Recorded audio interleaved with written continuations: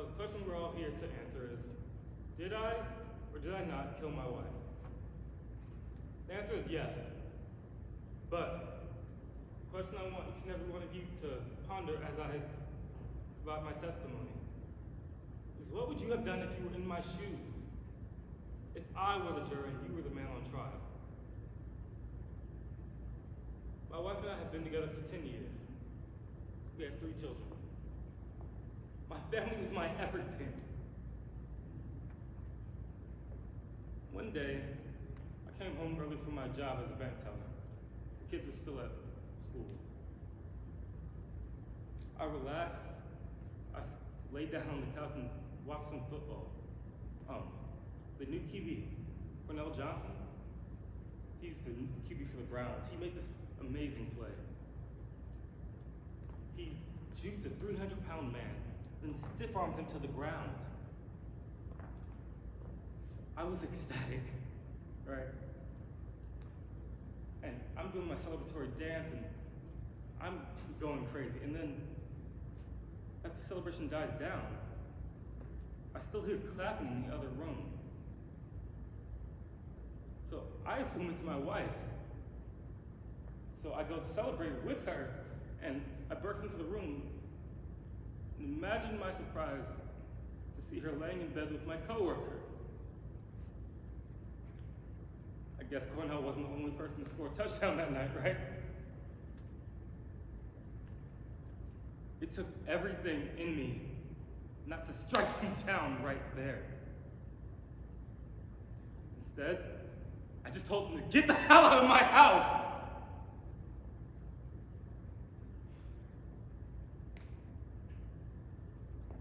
I gave this woman the best of me. She wanted her nails done. I paid for them. She wanted a new car. I said, what color? She said she didn't like my family, so I left them.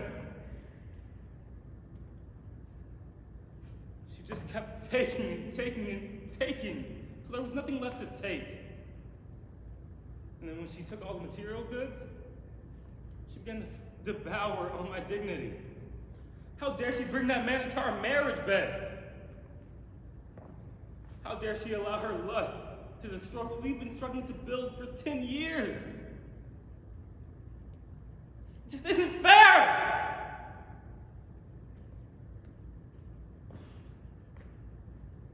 My apologies, Your Honor.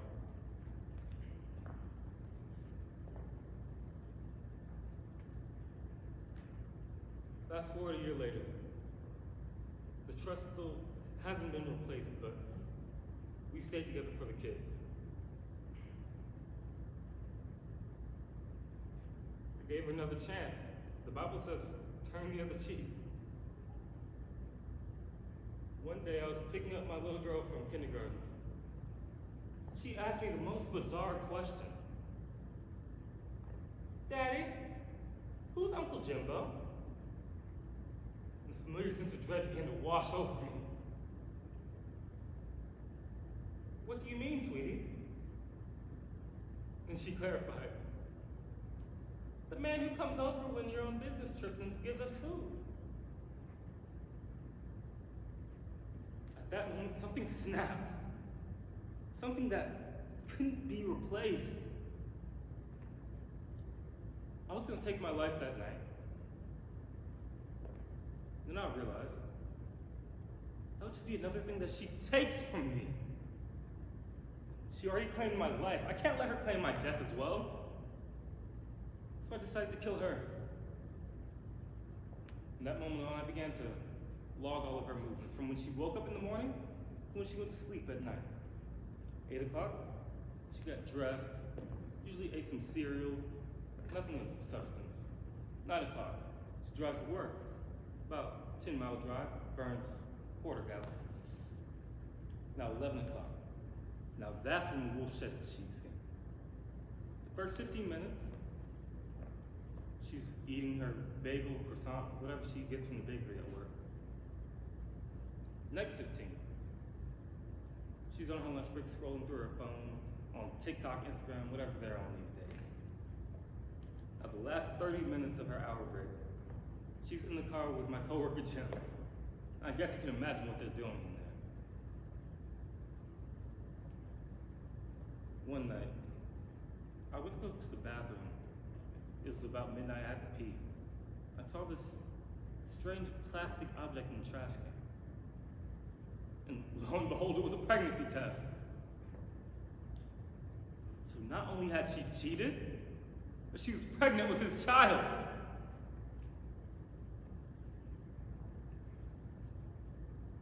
And it couldn't have been mine because we hadn't had sex in 3 months. So I immediately hit her over the head with the bed and knocked her out. And I gagged her and tied her up and put her in my car. I drove her to the nearest lake, which was about an hour away. But when I got there, I realized I couldn't go through with it. That was until she said, "I knew you didn't have the balls." So I shoved her. And I didn't expect to feel as proud as I did. I expected to feel some remorse. But there was none. As you all know, I reported her missing the following day. And the cops had me listed as a top suspect, but they had no evidence against me.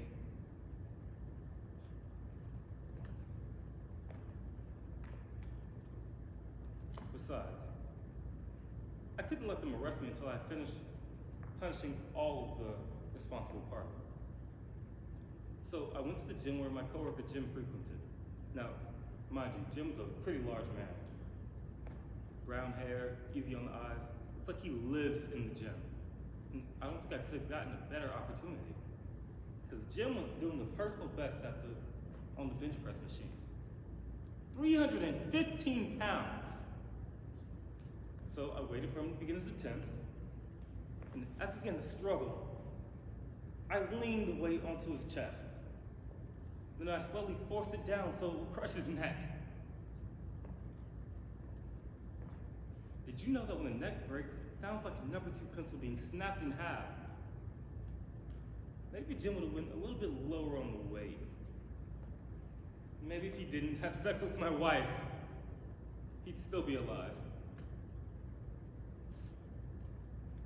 So as you can see, ladies and gentlemen of the jury, what I did was dignified for me to protect my family, my honor,